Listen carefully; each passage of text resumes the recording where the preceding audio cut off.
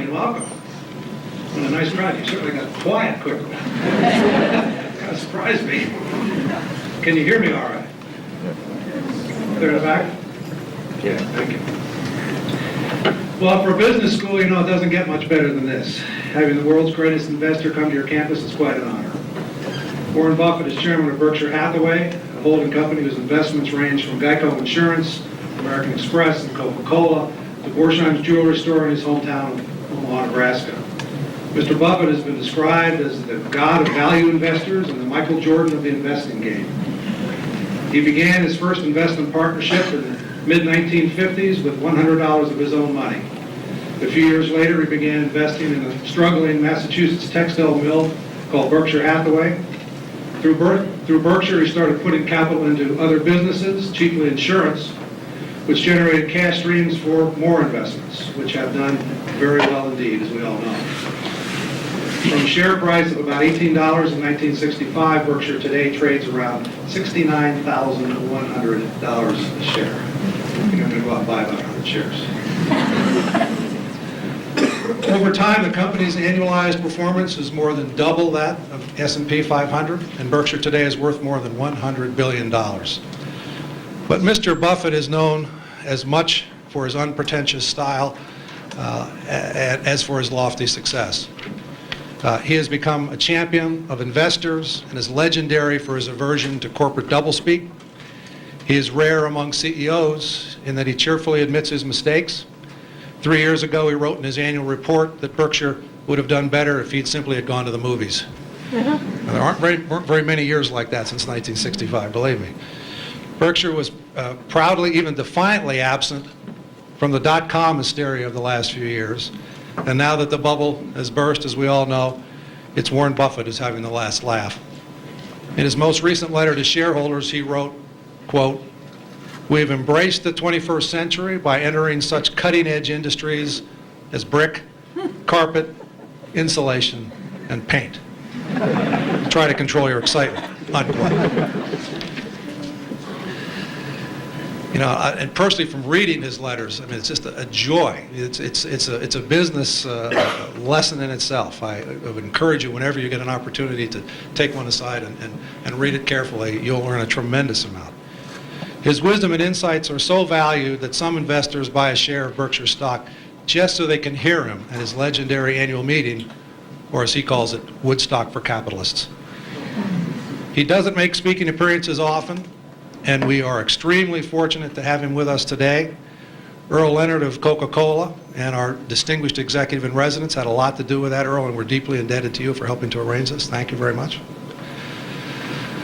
Our format today will be primarily questions and answers. Mr. Buffett will make some brief remarks at the beginning, and then we'll move into your phase. We will have a microphone set up over here. We would like you to come around. We're videotaping, so we'd like you to use the microphone, please. So go ahead and begin to line up over there to ask your questions. So would you please give a very warm welcome to the Oracle of Omaha, Warren Buffett.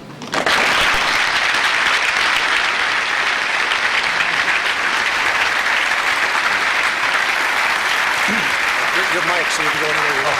Yeah, right. Thank you. Testing. 1 million, 2 million. Great. Okay.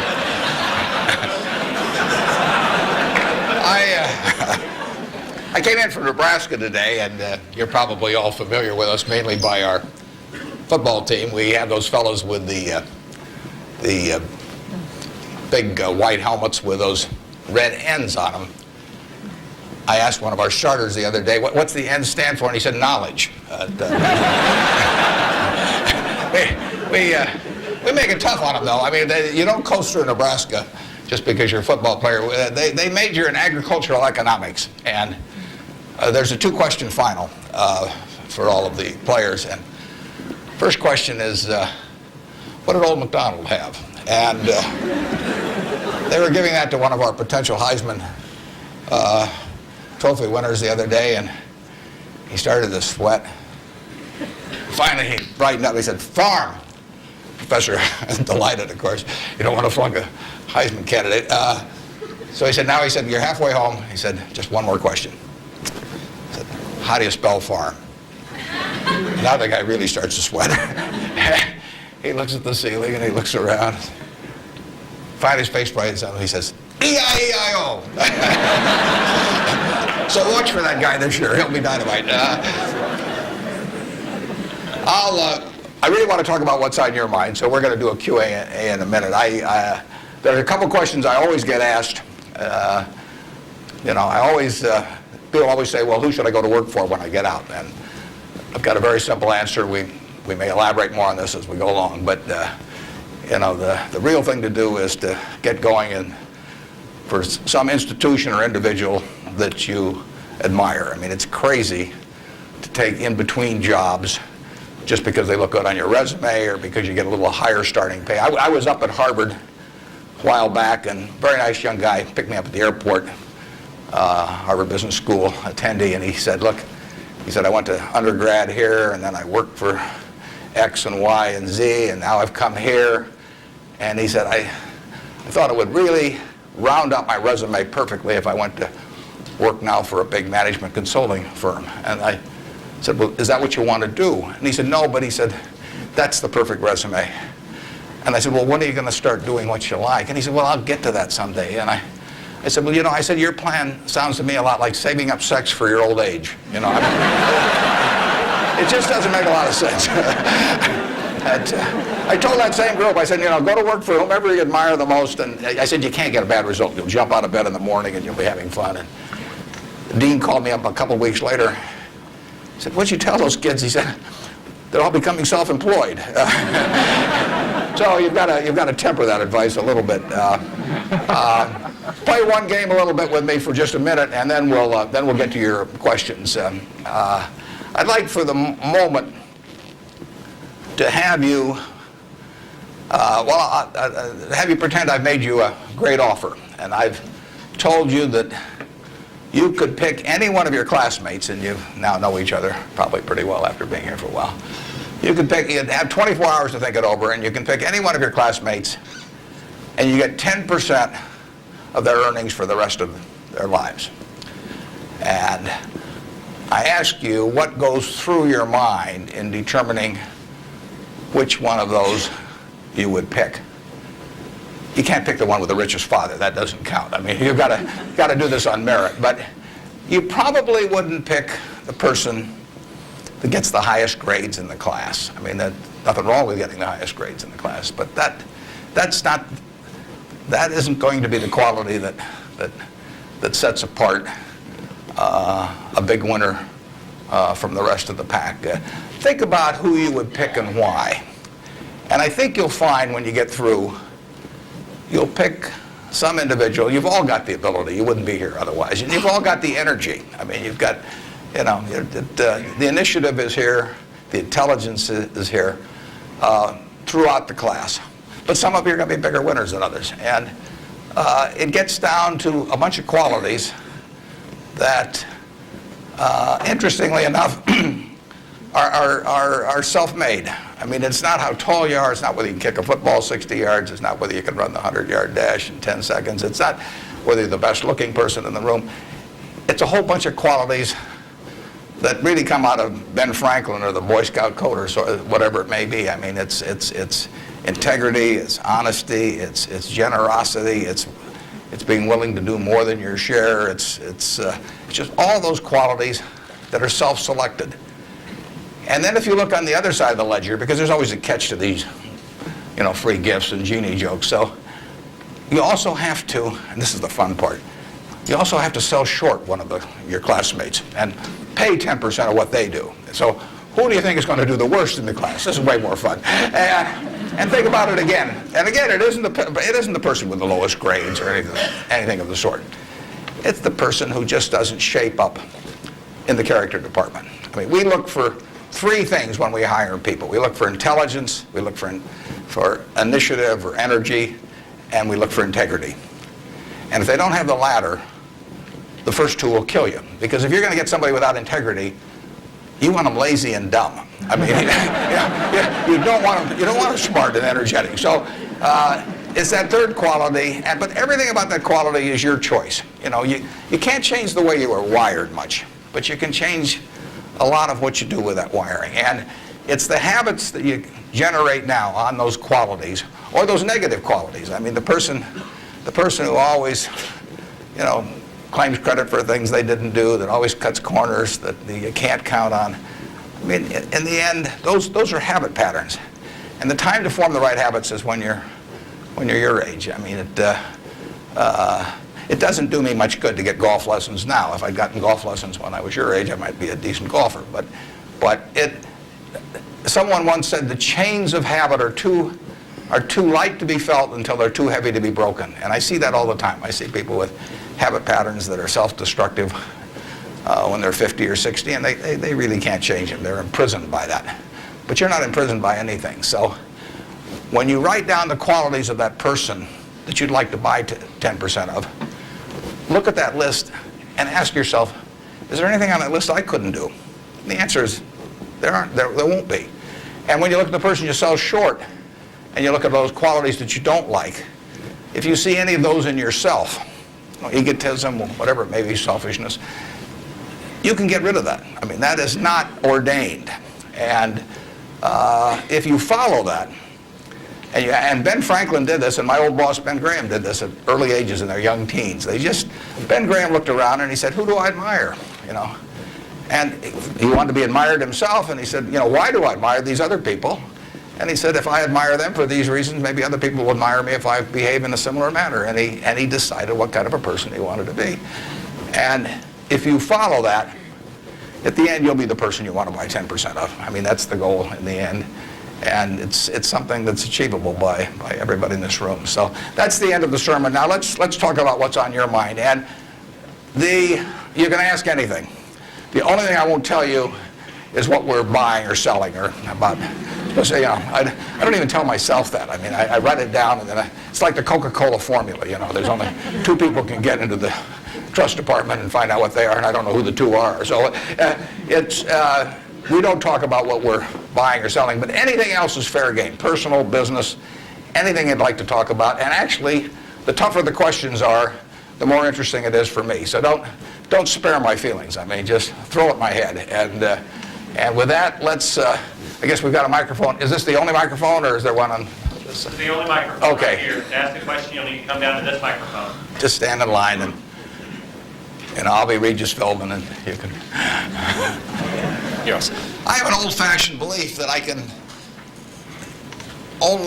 should expect to make money in things that I understand. And when I say understand, I don't mean understand, you know, what the product does or anything like that. I mean understand what the economics of the business are likely to look like 10 years from now or 20 years from now. I know, in general, what the economics of, say, Wrigley chewing gum will look like 10 years from now. The internet isn't going to change the way people chew gum. It isn't going to change which gum they chew. You know, if you own the chewing gum market in a big way, and you've got Double Mint and Spearmint and Juicy Fruit, those brands will be there 10 years from now. So I can't pinpoint exactly what the numbers are going to look like on Wrigley, but I'm not going to be way off if I try to look forward on something like that. That evaluating that company is within what I call my circle of competence. I understand what they do, I understand the economics of it, I understand the competitive aspects of the business. There can be all kinds of companies that have wonderful futures, but I don't know which ones they are. I mean, I've given talks in the past where I carry with me a 70-page, tightly printed list, and it shows 2,000 auto companies. Now, if at the start of the 20th century, you had seen what the auto was going to do to this country, the impact it would have on the lives of then your children and grandchildren and so on. It transformed the American landscape. But if those 2,000 companies, you know, 3 basically survive, and they haven't done that well many times. So how do you pick 3 winners out of 2,000? I mean, it's not so easy to do. It's easy when you look back, but it's not so easy looking forward. So you could have been dead right on the fact that the auto industry, in fact, you probably couldn't have predicted how big an impact it would have. But you wouldn't have, if you'd bought companies across the board, you wouldn't have made any money, because the economic characteristics of that business were not easy to define. I've always said the easier thing to do is figure out who loses. And what you really should have done in 1905 or so, when you saw what was going to happen with the auto, is you should have gone short horses. There were 20 million horses in 1900, and there's about 4 million horses now. So it's easy to figure out the losers. You know, the loser is the horse. But the winner was the auto overall. But 2,000 companies just about failed. A few merged out and so on. There were 3 companies, auto companies, in the Dow Industrials in the 1920s and 30s. Studebaker, Nash Kelvinator, and Hudson Motor. Now those names are all familiar to me, and maybe some of them are familiar to you, but they're not making any cars. You know, they didn't make money, and yet at one time they were in the Dow 30. They were the aristocrats of American business, and they got creamed. So figuring out the economic characteristics of the winners in a wonderful business is not easy. In North Carolina, you know, Orville and Wilbur took off, or I guess Orville took off and Wilbur watched. I'd have been Wilbur. But if you could have seen the future of the airline business from that point forward and how that would transform things, you know, it would have blown you away. And it's excited people, incidentally, ever since. But if there had been a capitalist at Kitty Hawk, he should have shot Orville down. I mean, because it's done nothing but cost investors money. There were over 400 airplane companies in the 1920s and 30s alone. There was in Omaha. There was in Nebraska. We were the Silicon Valley, apparently, of aircraft. And they all disappeared. It's been a terrible business. At the end of 1991, if you'd added up the aggregate earnings from all airline companies with billions poured in, since Wilbur and Orville were down there, they came to less than zero. The number of passengers went up every year. You know, the importance of the industry was dramatically increased decade by decade, and nobody made any money. So figuring out the economic consequences. TV. I think there's, 20, 25 million sets a year sold in the United States. I don't think there's one of them made in the United States anymore. I mean, you'd say TV set manufacturer, what a wonderful business. I mean, everybody, you know, nobody had a TV in 1950, or thereabouts, 45 to 50. Everybody has multiple sets now. Nobody in the United States has made any real money making the sets. They're all out of business. You know, the Magnavoxes, the RCAs, all of those companies.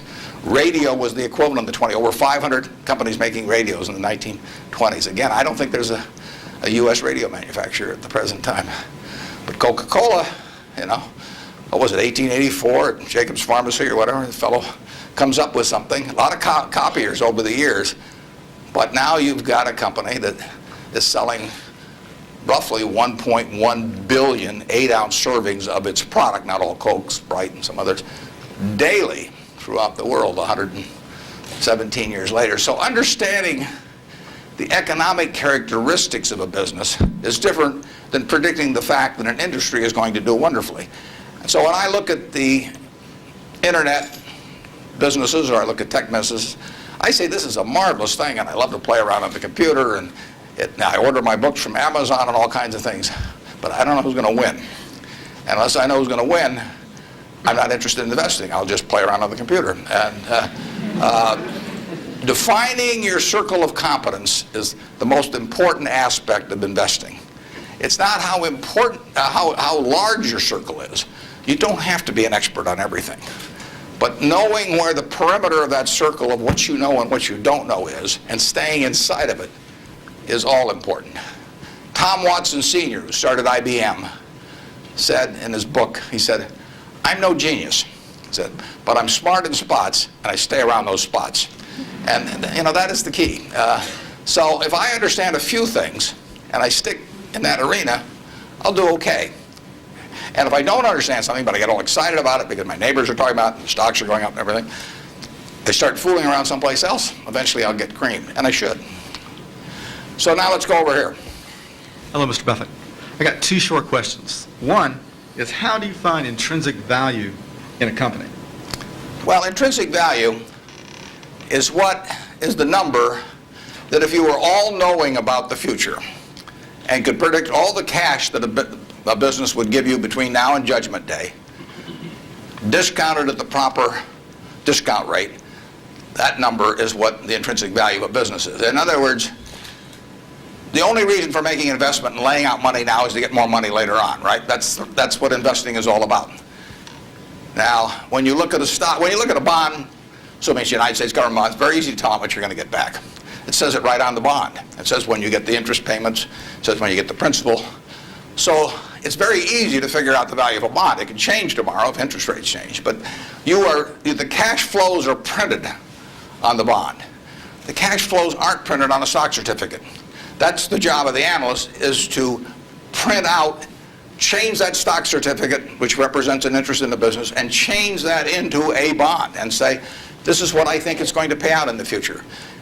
When we buy, some new machine for Shaw to make carpet, that's what we're thinking about, obviously, and you all learn that in business school. But it's the same thing for a big business. If you buy Coca-Cola today, the company is selling for about $110 to $15 billion in the market. The question is, if you had 110 or 15 billion, you wouldn't be listening to me, but I'd be listening to you incidentally. But the question is, would you lay it out today to get what the Coca-Cola company is going to deliver to you over the next 200 or 300 years? The discount rate doesn't make much difference as you get further out. And that is a question of how much cash they're going to give you.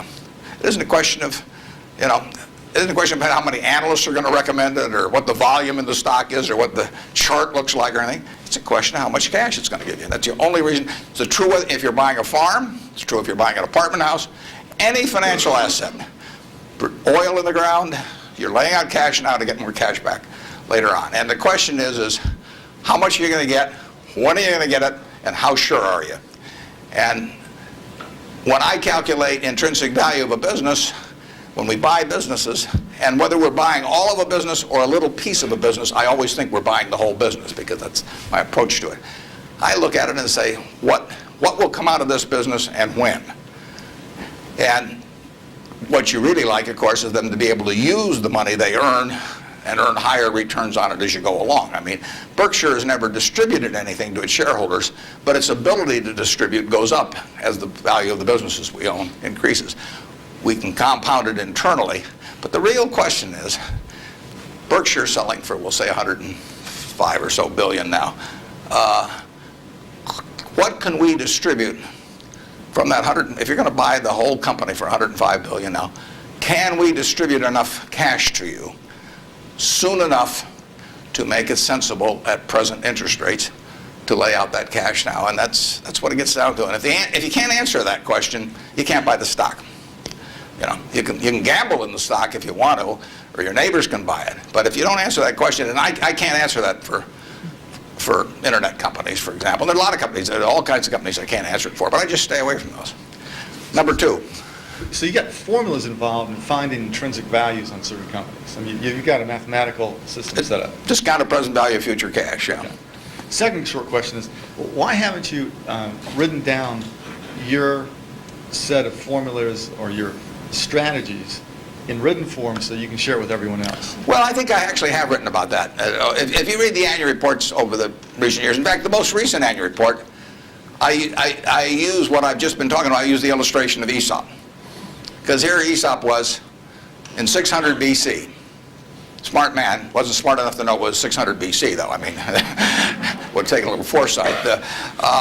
But Aesop, in between tortoises and hares and all these other things, he found time to write about, birds. And he said, a bird in the hand is worth two in the bush. Now, that isn't quite complete, because the question is, how sure are you that there are two in the bush? And how long do you have to wait to get them out? Now, he probably knew that, but he just didn't have time because he had all these other proverbs to write and had to get on with it. But he was halfway there in 600 BC. That's all there is to investing, is how many birds are in the bush, when are you going to get them out, and how sure are you?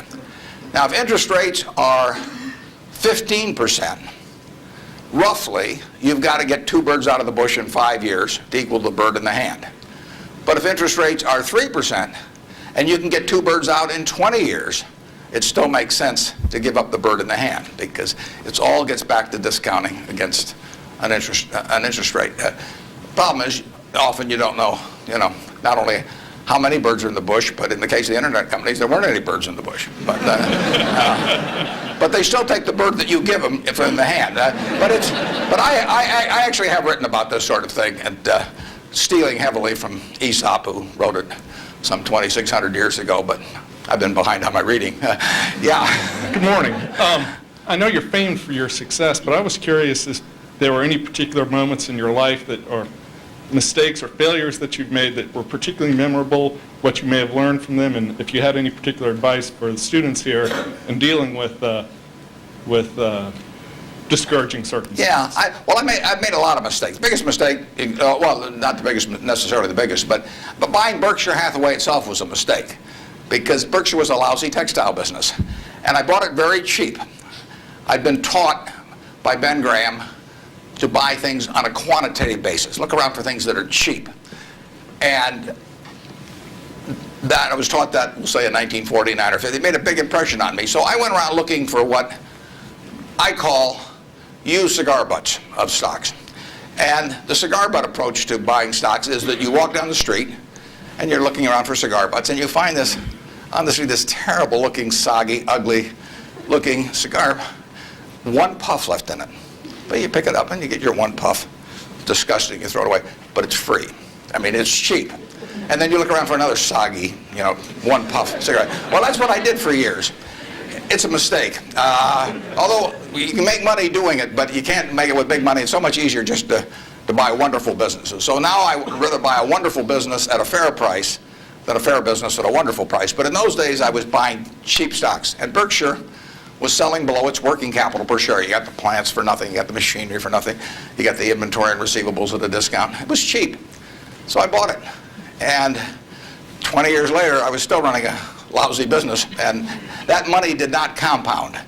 You really want to be in a wonderful business, because the time is the friend of the wonderful business. You keep compounding, it keeps doing more business, and you keep making more money. Time is the enemy of the lousy business. I could have sold Berkshire, perhaps liquidated it, and made a quick little profit, one puff. But staying with those kind of businesses is a big mistake. So you might say I learned something out of that mistake, and I would have been way better off taking what I did with Berkshire is I kept buying better businesses. I started the insurance business, See's Candy, the Buffalo, all kinds of things. I would have been way better doing that with a brand new little entity that I'd set up rather than using Berkshire as the platform. Now I've had a lot of fun out of it. I mean, everything in life seems to turn out for the better, so I don't have any complaints about that, but it was a dumb thing to do. I went into U.S. Air. I bought a preferred stock in 1989. As soon as my check cleared, the company went into the red and never got out. I mean, it was really dumb. I mean, I've got an 800 number I call now whenever I think about buying an airline stock. I call them up any hour fortunately, I can call them at 3 in the morning, and I just dial and I say, my name's Warren, I'm an aeroholic, and I'm thinking about buying this thing, and then they talk me down. I mean, it takes hours sometimes, but it's worth it, believe me. If you ever think about that buying an airline stock, call me and I'll give you the 800 number, because you don't want to do it. But we got lucky in terms of how we eventually came out on it, but it was a dumb decision, all mine. And I've done biggest in terms of opportunity cost, eventual costs. I bought half interest in a Sinclair filling station when I was about 20 with a guy I was in the National Guard with, and I had about $10,000 then, and I put $2,000 in, and I lost it all. So that was 20%, and that means that the opportunity cost is now $6 billion of that filling station, which is a big price to pay for, getting to wipe a few windows and a few windshields and things like that. So actually, I like it when Berkshire goes down, because it reduced the cost of that mistake on an opportunity cost. But the biggest mistakes we've made by far, biggest mistakes I've made by far are mistakes of omission and not commission. I mean, it's the things I knew enough to do, they were within my circle of competence, and I was sucking my thumb. And that is really, those are the ones that hurt. They don't show up anyplace. I probably cost Berkshire at least $5 billion, for example, by sucking my thumb 20 years ago, or close to it, when Fannie Mae was having some troubles, and we could have bought the whole company for practically nothing. And I don't worry about that if it's Microsoft because I don't know it. Microsoft isn't in my circle of competence. And so I don't have any reason to think I'm entitled to make money out of Microsoft or out of cocoa beans or whatever. But I did know enough to understand Fannie Mae, and I blew it. And that never shows up under conventional accounting. But I know the cost of it. I know. You know, I passed it up. And those are the big, big mistakes. And I've had plenty of them. And unless I tell you about them in the annual report, and I resist the temptation sometimes, unless I tell you about them in the annual report, you're not going to know it because it doesn't show up under conventional accounting. But omission is way bigger than commission. There's big opportunities in life have to be seized. We don't do very many things, but when we get the chance to do something that's right and big, we've got to do it. And even to do it in a small scale is just as big a mistake almost as not doing it at all. I mean, you've really got to grab them when they come, because you're not going to get 500 great opportunities. You would be better off if when you got out of school here, you got a punch card with 20 punches on it, and every financial decision you made, you used up a punch. You'd get very rich because you'd think through very hard each one. I mean, you went to a cocktail party and somebody talked about a company, you didn't even understand what they did or couldn't pronounce the name, but they'd made some money last week and another one like it. You wouldn't buy it if you only had 20 punches on that card. There's a temptation to dabble, particularly during bull markets. In stocks, it's so easy. You know, it's easier now than ever because you can do it online. You know, just you click it in and maybe it goes up a point and you get excited about that and you buy another one the next day and so on. You can't make any money over time doing that. But if you had a punch card with only 20 punches, you weren't going to get another one in the rest of your life, you would think a long time before every investment decision. And you would make good ones and you'd make big ones. And you probably wouldn't even use all 20 punches in your lifetime, but you wouldn't need to. Yep. Mr. Buffett, good morning. In your comments about making mistakes and errors like that, can you talk a little bit about your sell discipline when you're in a position and you feel like it's no longer good? You know, what criteria to use when you just finally abandon it? Yeah, when I started out, the sell situation has changed over the years, because when I started out, I had way more ideas than money. I mean, I would go through Moody's manual. I went through it page by page, and then I went through it again page by page. And I found stocks in there that I could understand that were selling at like 2 times earnings, even 1 times earnings. Well, when you only have $10,000, that can get a little frustrating. And if you don't like to borrow money, which I never like to borrow money, so I was always coming up with more ideas than I had money. So I had to sell whatever I liked least to buy something new that just was compelling to me. And for a long time, I was in that mode. And now our problem is we have more money than ideas. So if you look at our annual report, which is on the internet at our homepage, berkshirehathaway.com, you'll see something in the back called the economic principles of Berkshire. And you will see, which I believe in setting out for my partners. They are my partners. I don't look at them as shareholders. I look at them as partners. They're going to be my partners for life. So I want to tell them how I think. And if they don't agree with the way I think, that's fine, but I don't want them to be disappointed in me. You know. So I lay out there and I say, in terms of our wholly owned businesses, we're not going to sell no matter how much anybody offers us for them. I mean, if somebody offers us 3 times what something is worth at See's Candy, the Buffalo News, Borsheim's, whatever it may be, we're not going to sell it. I may be wrong in having that approach. I know I'm not wrong if I owned 100% of Berkshire, because that's the way I want to live my life. I've got all the money I could possibly need. You know, it just amounts to a change in the newspaper story on my obituary and the amount of money that the foundation has. And to break off relationships with people I like and people that have joined me because they think it's a permanent home, to do that simply because somebody waves a big check at me would be like selling one of my children because somebody waved a big check. So I won't do that. And I want to tell my partners I won't do it so that they're not disappointed in me.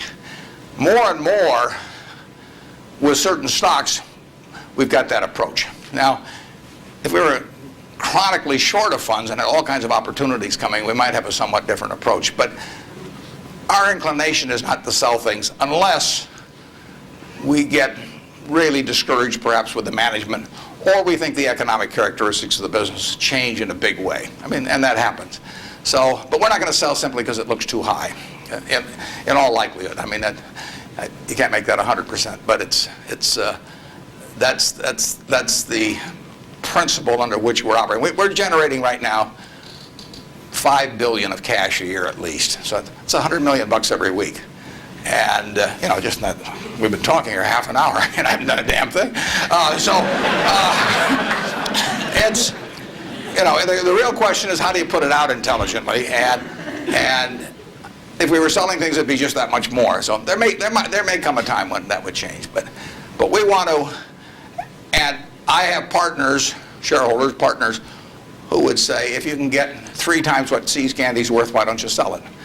And that's why I want to be sure before they come in, they know how I think on that. I mean, they're entitled to know that. You really want, think for a minute, if you're going to get married, and you want a marriage that's going to last.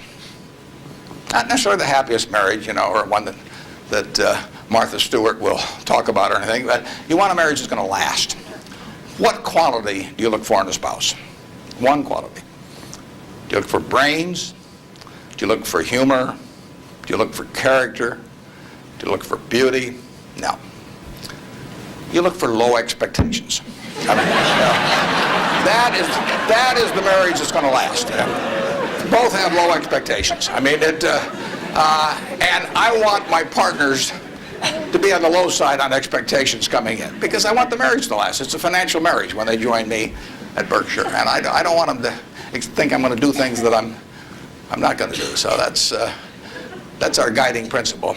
The advice is all free, and your marital advice, everything else. Next. Good morning. Mr. Buffett, I have a question regarding evaluation of the soundness of investment. In recent years, it appears that the use of tax shelter in corporation is increasing, and such, reputable companies like UPS and others are involved in court battles over shelters with IRS.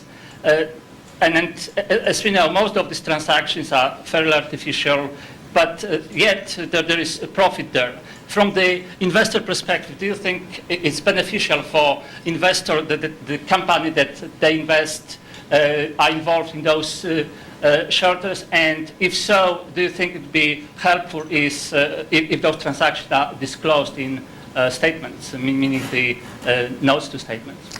I'm not sure I got that 100%. George, could you? I will repeat. Earl, did you? Shortly. Yeah. If you think that involvement of corporations that you invest or anybody for that matter invest in tax shelter, which is by some definition... tax shelters? Right. I've never used one. I'm not saying so. I'm asking if you know that a corporation is involved in such activity that is beneficial in short term, would you think that that's helpful for investors? Well, there are perfectly legal ways to shelter taxes. I mean, we did and still do, but we were one of the earliest ones to go in for low-income tax housing credits. In fact, I met with first President Bush about that one, and that benefits us to a mild degree. It's not a big element of Berkshire. I mean, it's peanuts in terms of Berkshire's overall value, but it is a congressionally ordained tax benefit. I wouldn't call it exactly a shelter. It's a tax benefit that Congress has decided they're willing to offer businesses, and because they think it's the best way to generate low-income housing. So we participate in something, but it's not a big factor in what we do. And but there's nothing wrong with that. And then if you get into tax evasion, I mean, that's a whole different game. At that point, they ought to go to jail. But certain businesses, some insurance companies are reincorporated in Bermuda, and you can save a lot of taxes. You have to meet certain other tests which we wouldn't want to meet. But if we were willing to meet those other tests, there's nothing illegal or immoral about us moving to Bermuda. We're not going to do it. And but if the restrictions weren't there, I mean, the tax code is the rule book, and you follow the rule book. I think some of the things people do in terms of bending that rule book get very close to fraud, and sometimes cross the line into fraud. And when they do, I think they ought to be prosecuted. But that's another game. And Incidentally, there has been more pushing on that, I would say, in the last 5 years, and certainly was my experience earlier. And there are more, I think now it's diminished in the last year or two, but a couple years ago there was some very aggressive marketing by some of the auditing firms, and of these, even with percentage shares of the gain to be paid to the auditors. And I think that those things got fairly dubious, and particularly when they shopped for legal opinions, so that if you got caught doing these things, you can say, well, I was relying on this legal opinion, and therefore I shouldn't go to jail, but just pay the back taxes. So I don't know of anything we're associated with that has done that, but obviously if they push too far, we don't want to be there. Thank you. Yep. I was curious, with the large number of people you now have with tremendous amounts of wealth, what do you think of the current state of philanthropy? Well, I'll be out this week. Actually, I'm going to a Coca-Cola meeting, and I'm flying out to Seattle and talking to the United Way group out there. Seattle United Way raises more per capita, I believe, than any United Way in the country. And Bill Gates will be there. We're talking jointly. His mother was very active in United Way. But Bill is going to give away over $1 billion a year. And a lot more later on, but right now $1 billion. And it's very interesting. I mean, he is very rational about it, and he's very informed. In fact, he got somebody, I think his primary advisor in the medical field is a fellow who was with the CDC in Atlanta. And Bill reads 15 books a month on this. I mean, he can just absorb it. I wouldn't be able to get it that fast. But he just says with $1 billion, he wants to save as many lives per year as he can. So that's his objective. It's just as much a metric of his foundation as some other metric, return on capital, might be for a business. And he says, I'm going to spend $1 billion a year. How many lives can be saved for that? So he's gotten very heavily into vaccines and AIDS in Africa, a number of things. It's very rational. I personally think all of my 99-point-something% of my net worth will go to a foundation after the latter of my wife and I die. I mean, it's all going to go to a foundation. As far as I'm concerned, I got it from society. It's going to go to society. I've written a letter to my trustees, and I've got very few trustees. If you got a whole bunch of trustees, in my view, they just homogenize themselves down to sort of a lowest common denominator, because you get 30 people in a room, and prestigious people, but they'll all have their particular alma mater, and they'll all have their particular hospital, and it'll become a big trade-off game. It'll be a little like Congress. So I have very few people, and I don't give them anything specific, because I tell them their judgment above ground will be better than my instructions from 6 feet underground. So I don't like to think that, but it's true. So I tell them, look, the society are the ones that don't have a natural funding constituency or are just damned intractable and very difficult to solve. So I tell them I am not going to haunt them at all if they spend big money on some terribly important problem and they fail, because they're taking on tough problems. When I buy businesses, I'm buying easy businesses. But the reason the big problems of society are big problems is that they're damn tough to solve. So they're swinging at bad pitches. I'm swinging at easy pitches in business, but they have to swing at bad pitches. But I tell them I want them to try and do it. And if they fail, it doesn't bother me at all. I tell them if they give $1 million here and $1 million there and $1 million there, they're not going to sleep, because I'm going to be haunting them. I'm going to come back every night. I do not want the eyedropper approach used to philanthropy. But I want them to use their judgment to look at important problems that do not have a natural funding constituency. If the government's going to fund it, fine. They should be funding important problems, but we won't need to do it.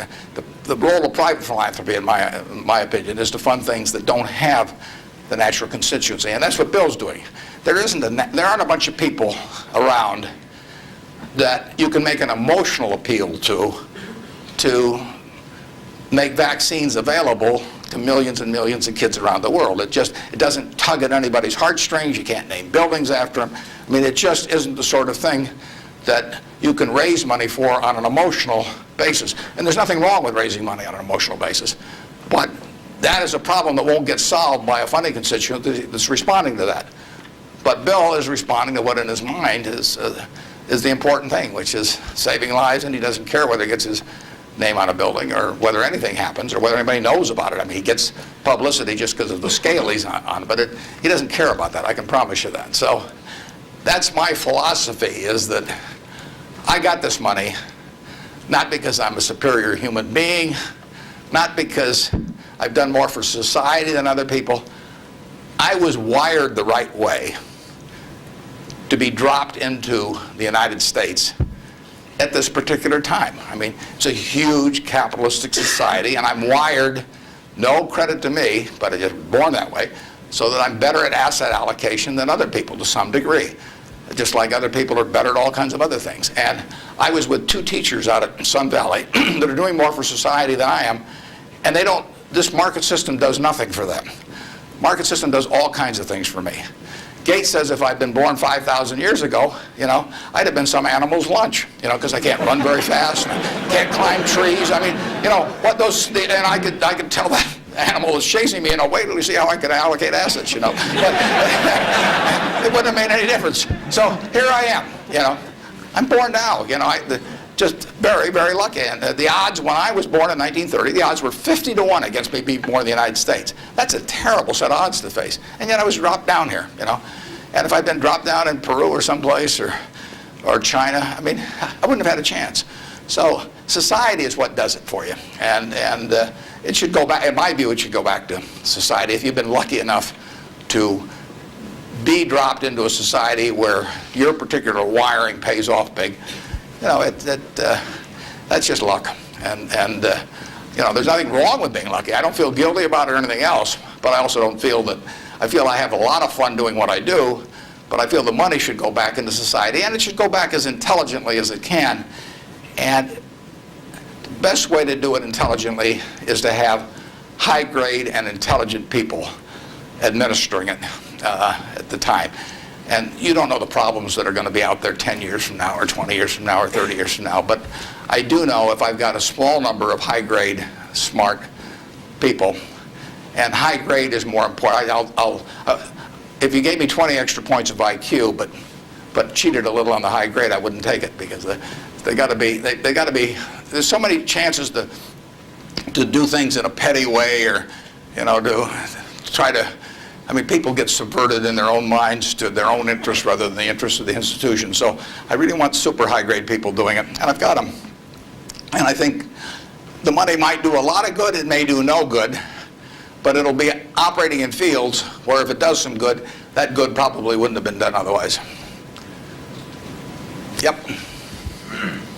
I was just wondering, there's a lot of differences between the recent boom and bust in the stock market and the one in the 1920s. But there's also a lot of similarities, and those similarities are allowing people to draw the conclusion that stock prices will be depressed for some time to come. Where do you disagree and agree with that conclusion? Well, the whole century is quite interesting. If you take the 20th century, it was an unbelievable century for the United States. The GDP per capita, and that's the way to think of it, as per capita. Sometimes they talk about our GDP versus Europe's, but if their population's the same every year and ours goes up 1%, you've got to, in the end, you got to have a divisor as well as a numerator. And so GDP per capita in the 20th century in the United States went up 610%. Actually, qualitatively, it went up far more than that, because you can't really measure certain things in medicine or whatever it may be, and improvements. But just on a quantitative basis, it went up every single decade, including the decade of the 30s. So here you had 100 years when basically the U.S. citizenry was improving their lot decade by decade by decade. The 30s, it was up 13%. Best decade was World War II. The 40s, it's up 36%. The worst decade was the First World War. So you get sometimes you can get in trouble on analogies. But in any event, it was a huge period. Interestingly enough, there were 6 big periods in there for the stock market in both directions. There were 3 big bull markets. From 1900 to 1921, the Dow went from 66 to 71, less than a 10% move in 20 years, less than 0.5% a year. You got dividends too, but 0.5%. So it didn't move. From 21 to 29, as you point out, it went it went from 71 to a high of 381 in September of 1929. Went up 500%. Well, obviously, the well-being of the country didn't go up 500% during that period. And the well-being of the country went up a whole lot more than 10% during that first 21 years. So you got this very uneven development. Then from September of 1929 until the end of 1948, the Dow went from 381 to about 180. It was cut in half. And that was 18 long years. And yet the per capita GDP was moving right up during this whole period. So the economy was doing fine. From 48 to 65, the Dow went again from about 180 up to close to 1,000. Again, 5 for 1, which was far outstripping it. From 65 to 81, the Dow went down, literally. Well, again, per capita GDP. And then we've had this last period where it's gone up terrifically. If you take the whole 100 years, it went up 180 for 1. Every $1,000 became 180,000. But 43 and 3/4 years were those 3 big, huge bull markets, and 56 and 1/4 years were periods of stagnation. All in an economy that was doing fine, year after year after year. 56 and 1/4 years, net, the Dow was down a couple hundred points during that period, and the other 43 and 3/4 years made up the rest of this move from 66 to 11,000 some on the Dow. So you say to yourself, how could it be that you could have a country that was doing better and better and better and better? Citizens were living, every generation was living better than the one that preceded it. But you had these huge changes. Big gains a few times, long periods of stagnation. 20 years, I mean, that's a long time to do nothing. The answer is that investors behave in very human ways, which is they get very excited during bull markets and they look in the rearview mirror and they say, I made money last year, I'm going to make more money this year, so this time I'll borrow, or the neighbor says, I wasn't in last year when that neighbor was dumber than I made a lot of money, so I'm going to go in this year. So they're always looking in the rearview mirror. And when they look in the rearview mirror and they see a lot of money having been made in the last few years, they plow in and they just push and push and push on prices. And when they look in the rearview mirror and they see no money having been made, they just say, this is a lousy place to be. So they don't care what's going on in the underlying business. And it's astounding, but that makes for huge opportunity, just huge opportunity. I mean, I've lived through roughly half, in an investing sense, about half that period. And I've had that long period of stagnation from 65 to 82, 17 years. I wrote an article for Forbes in 1979. I just said, how can this be? Pension funds in 1970 put 100 and some % of their new money in stock because they were wild about stocks. Then they got a lot cheaper and they put a record low in, 9% of their net new money in 1978 when stocks were way cheaper. People behave very peculiarly in terms of the reactions because they're human beings and they get excited when others get excited, they get greedy when others get greedy, they get fearful when others get fearful, and they'll continue to do so. And you will see things you won't believe in your lifetime and securities markets. And the country will do very well over time, but you will see these huge waves. And if you can stay objective throughout that, if you can detach yourself temperamentally from the crowd, you get very rich. And you won't have to be very bright. I mean, I'm sure you are, but it doesn't take brains. It takes temperament. It takes the ability to sit there and look at something. When I started out in 1950, I would go through and find things at 2 times earnings, and they were perfectly decent businesses, and people wanted jobs at those companies, and everybody knew they were going to be around, and they wouldn't buy them at 2 times earnings, and that's when interest rates were 2.5%. I started selling securities when I was 21. And a Kansas City life insurance company happened to be a fairly prominent company in Omaha. And the policies they sold you, if you were buying life insurance from them, had a built-in assumption of 2% interest. The stock of Kansas City Life was selling at less than 3 times earnings. You were getting 35% if you bought the stock. No question about the soundness of the company. I went to the local agent. I figured, hell, I ought to be able to sell him a few shares of stock. I mean, the guy ought to understand it. He's got his whole life invested in this company. I went to the local agent who'd been with him for 20 years, and his name was Moose. And I said, Mr. Moose, I said, You know, you're selling these policies with 2%. You may even have a few members of your own family, and you can buy into this company whose paycheck you depend on every month, and whose future your beneficiaries of these life policies depend on, and who you're selling them, you know, a 2% investment on, and you can get 35% on your money. He said, you know, stocks aren't any good. And I couldn't sell you, you know, I was a lousy salesman. I mean, well, you have to start with that, but it just blew me away. It blew me away. I thought, sometimes I used to wonder if I was nuts, you know, but those things, the same thing happened. I mean, in 1964, the Dow closed at 864. At the end of 1981, 17 years later, it closed at 865. It moved 1 point in 17 years. Now, that's not a big move. And that, you can't believe how discouraged people were during that period. But, you know, people were living better. So things can go on a long time that don't make sense. But they do come to an end. I mean, the internet thing, I mean, you had these companies selling for many billions of dollars that had practically no prospects of making any money. That's a bubble. But Herb Stein one time said, anything that can't go on forever will end. Now, that seems pretty... but think about that. And particularly think about it next time you're inclined to do something just because the stock's gone up a whole lot, you know, and your neighbor's made money or something. You've got to be... You just have to sit and think objectively and think about, would I buy this whole business? If it's an internet company that's got 100 million shares out and selling at 100, that's $10 billion. Is it worth $10 billion? If it's worth $10 billion, it's got to be able to give you, you know, 700 or 800 million next year. And if it doesn't give you 700 or 800 million next year, it has to give you maybe 10% more than that the year after and continue to. There aren't a lot of businesses that can do that. And people just go crazy. And of course, it's fun. I mean, it's like that sign they put in brokerage offices that says, avoid hangovers, stay drunk. You know, I mean, it's just so much fun to keep playing. But you got to do sensible things to get good results. Yeah. Next.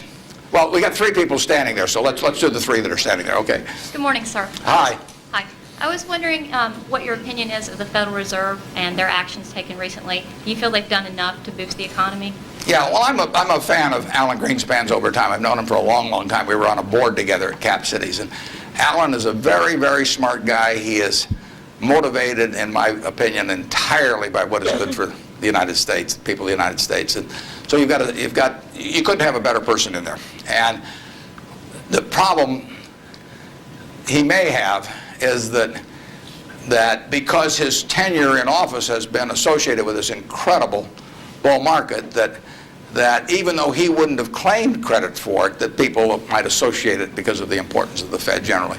They might associate with him, so they may, if things don't work out so well, they may blame him as well. But I think his policy has generally been very good. You have to understand one thing about the Fed is that it's not as powerful as the mystique would make it. Its brake is better than its gas pedal. When the Fed wants to put on the brakes, we go through the windshield. I mean, you know, the economy just, they can put on the brakes. Paul Volcker did it. He broke inflation by doing it. But I mean, when he put on the brakes in that period around 1980, I mean, people hated him. He was crucified for it, but it was the right thing to do.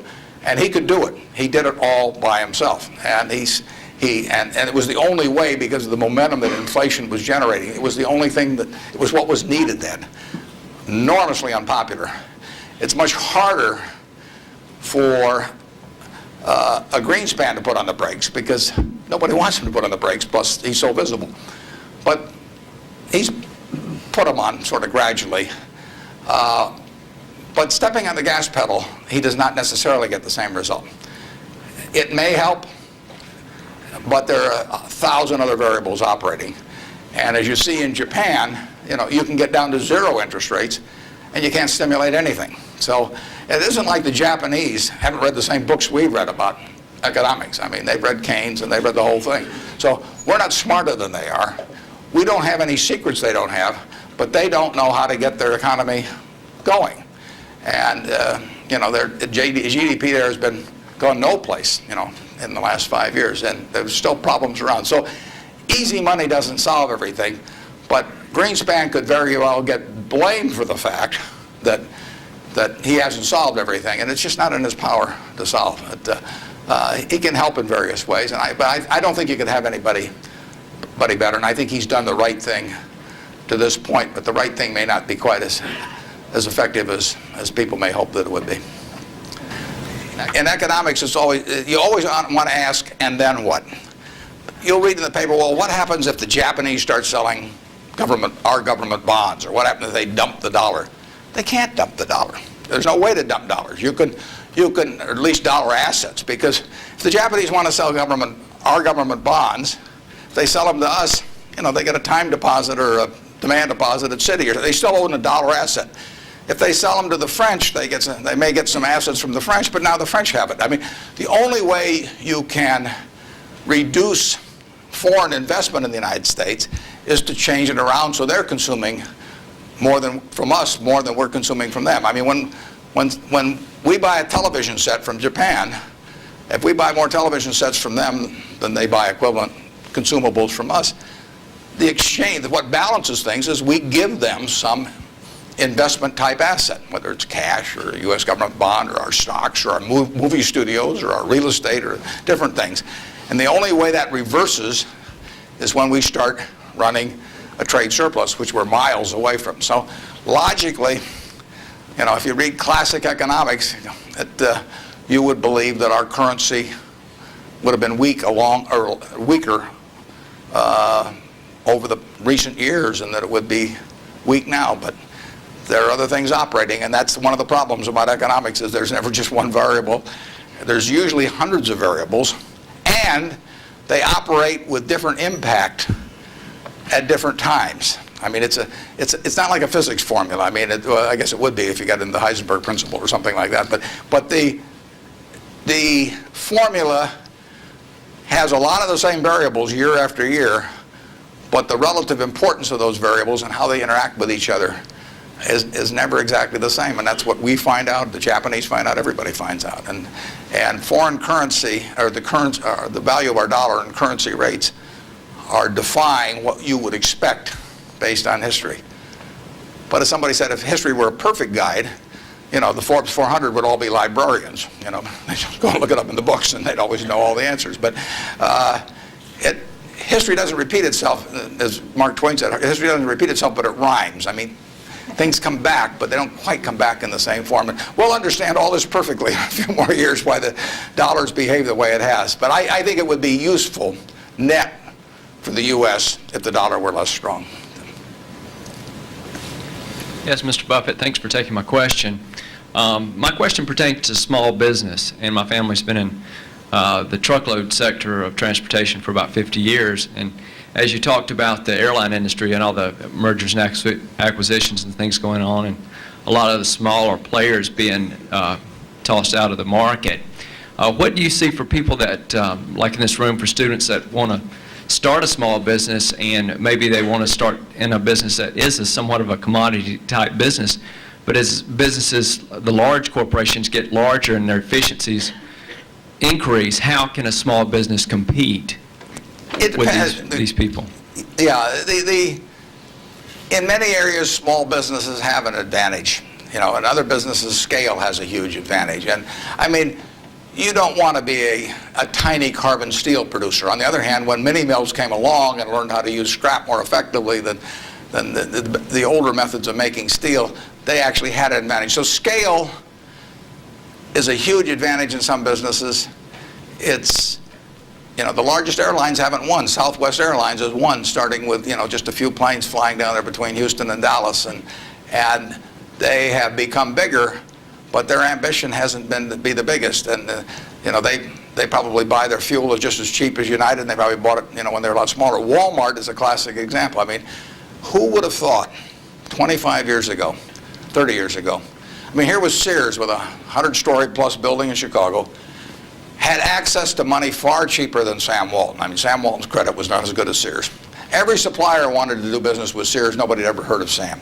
Every real estate developer who was developing a new shopping center went first to Sears, and Sam got the short end. So here's a guy starting in Bentonville, Arkansas, and he kills them. over time. Just plain kills them. And disadvantage in buying, disadvantage in borrowing, disadvantage in real estate. Advantage, Sam Walton, and his ability to inspire, in the end, hundreds of thousands of people to be enthusiastic about going to work and doing the right things over time. So I would be just as optimistic about small business generally. Now, there's certain areas where scale is just plain important. But I see no disadvantage. We intentionally at Berkshire, we have 112,000 employees, more in Georgia than in any other state in the union, incidentally. We employ a lot up near Dalton, and we employ a lot of people in Macon at Geico. And we intentionally, with our 112,000 employees, we probably have, I don't know how many business units, but lots.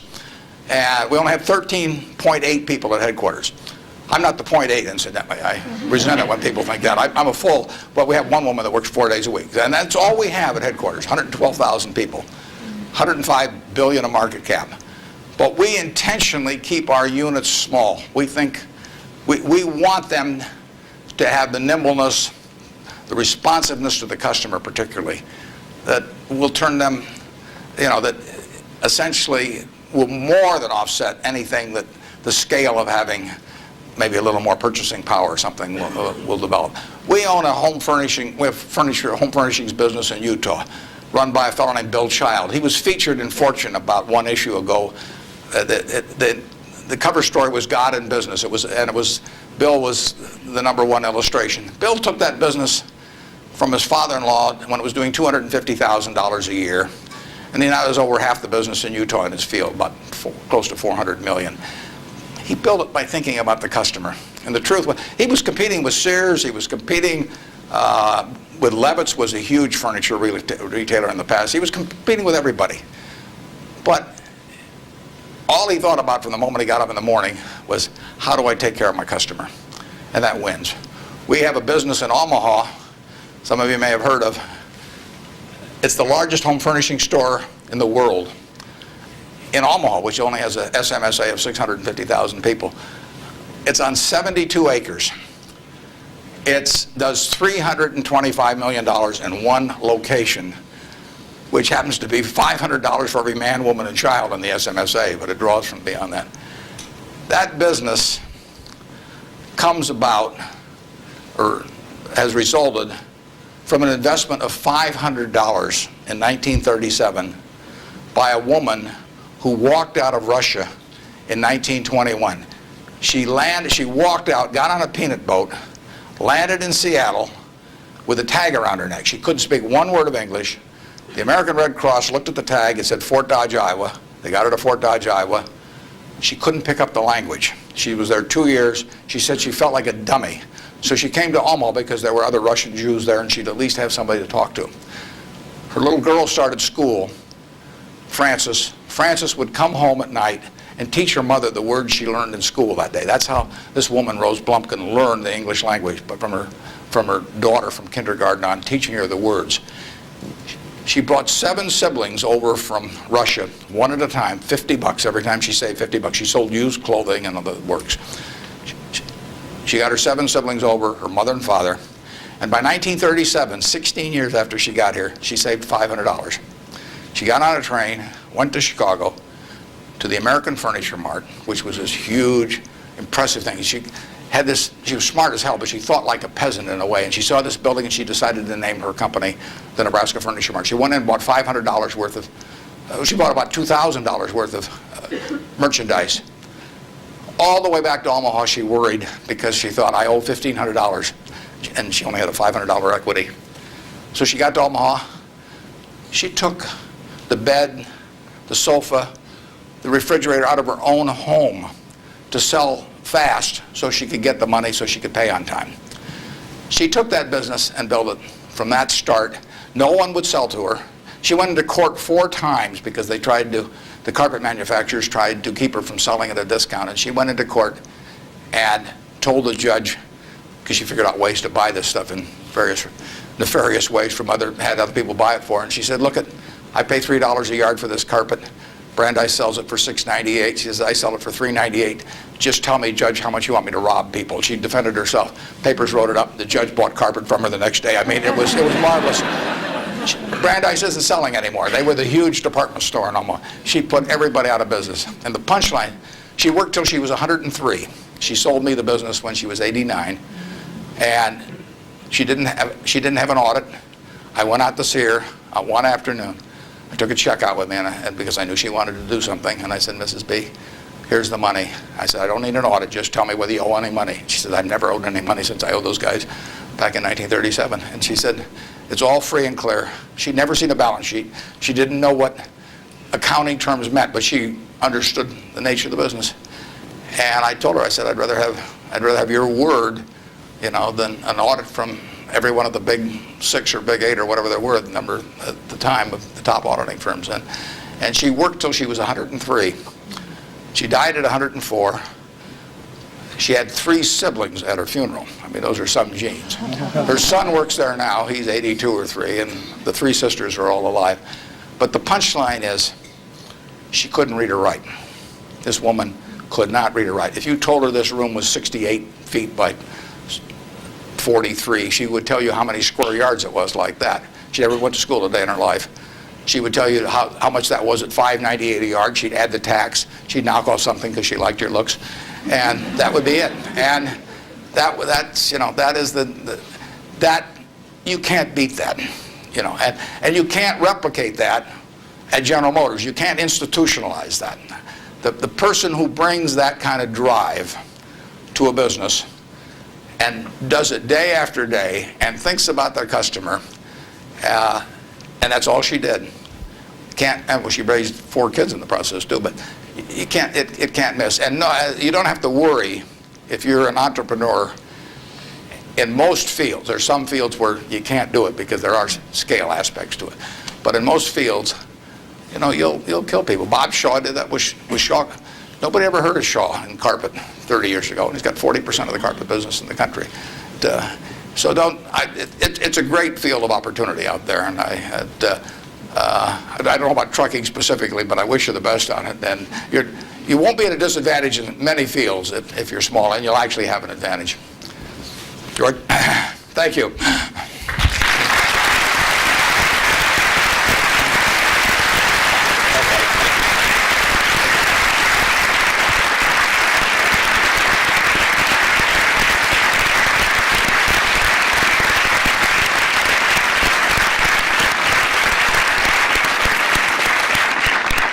Mr. Buffett, thank you very much for sharing your wisdom and your ideas and your wonderful stories with us today. We are truly honored and pleased that we've had this opportunity to get to know you a little bit better. I'd like to thank a couple people before we conclude for helping with the logistics. Associate Dean Bob Gatewood, our Director of Alumni Relations, Marie Garrison. Thank both of you. David Dodson, our Director of Communications. There was a lot of work and effort went into this, and I thank all of you for all that you've done. And Earl, again, thank you for helping make this possible. Mr. Buffett, we have a parting gift for you, but it needs to be placed into context before we show you what it is. In your most recent newsletter to your annual report to the shareholders, you discussed some of the things that you look for in making acquisitions, and one of the things you talked about was owners. You look for owners who care who they sell to, and that was important to you. I'd like to quote from your report. When a business masterpiece has been created by a lifetime or several lifetimes of unstinting care and exceptional talent, it should be important to the owner what corporation is entrusted to carry on its history. A little bit further down you say, how much better it is for the painter of a business Rembrandt to personally select its permanent home than to have a trust officer or uninterested heirs auction it off. Well, we believe that many of these words apply to you as well. You too have created a business masterpiece. You too have created a Rembrandt. What we have today is a lighthearted portrait, a lighthearted characterization that we hope captures some of the business milestones in your career, and we hope also captures some of that quick-witted humor that you demonstrated today. It was painted by a good friend of ours and a well-known artist, lives here locally, Alan Campbell. Alan is with us, and he will help unveil it today. Alan, please come down. Now, when he unveils this, please understand that you're not going to be able to see the detail of this from where you're sitting, but we would invite you to come down and walk past it as you leave today. Alan. If you're going to speak, come over to the microphone, please. Well, thank you, and Mr. Buffett, I hope you'll maintain your sense of humor, which appealed to me greatly when reading your corporate report, and this is going to be a test of that famous humor. But it's intended to be a portrait both of you and of your company and of your values. And when Marie Garrison, my girlfriend, the alumni director here, told me you were coming, and I read the comments about the Rembrandts and lying on your back and feeling like you could lie on your back and paint the ceiling every day at Berkshire, you basically opened the door with your own words. So, and just on an aside, my brother's one of your pilots for Executive Jet. So. The one thing that's not included is a reference to the jewelry company, so you've been spared the jewelry.